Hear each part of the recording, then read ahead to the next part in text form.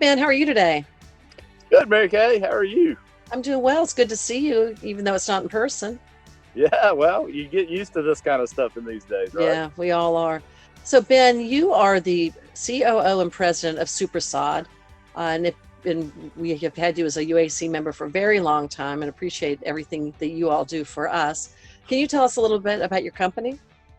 Sure. We're our corporation's actually over 100 years old. We're employee and family owned company. We farm about 13,000 acres in 3 states: Georgia, North Carolina, and South Carolina. We're in the grass seed. Sod, of course, is a big part of our business. Soil and several other businesses as well. Anything to make a buck. So, we've been talking about this. I guess we were texting back in March when this all sort of got rolling. Tell me what's happened with your business since then. It's been every it's waiting on bated breath for the government authorities to say whatever they're going to say and try to take that information and process it and pivot and move as fast as we can and keep momentum going.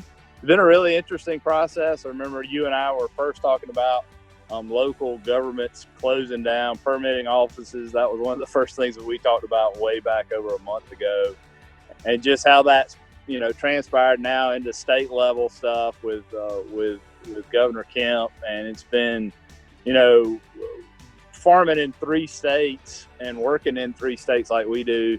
It's interesting to see the differences between the 3 states. It's definitely been fun to see and work with UAC like we always have, to have that voice. We don't have that strong of trade organization in the other 2 states we work in, and it doesn't work nearly as well. So kudos to our association here in Georgia being able to get things done.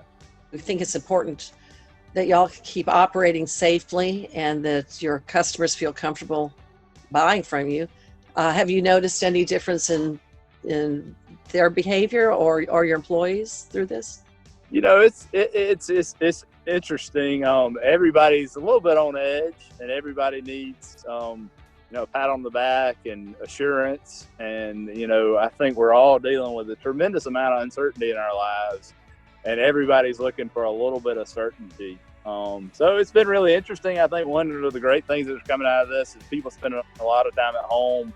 They're definitely interested in their landscape. Our call volume is through the roof.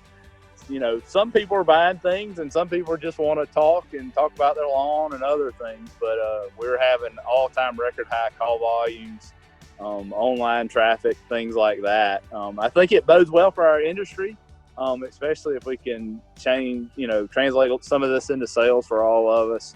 But it's really interesting times. But I really do think there are silver linings here. We get this thing cleared out. I think people are interested in improving their landscape. That's what we're hearing from really across the board throughout the state. And there'll be a lot of pent up demand when people can get back out and when they're making money again. So we wish you the best success. Any final words? Yeah, I would just tell you, I think we should all look for the positives, look for the changes. We're out here on the farm. Social distancing isn't really a problem. I mean, our employee count is about 1 per 100 acres. So I think we're pretty safe out here on the farm. But our retail centers in all the major southeastern cities, that's been a little bit more of a challenge. I mean, we've definitely been able to send a lot of people to do work from home and have curbside pickup available at all those stores. And I think curbside pickup's something here to say. Our landscape customers particularly have been like, this is great. I can get in and out, super fast.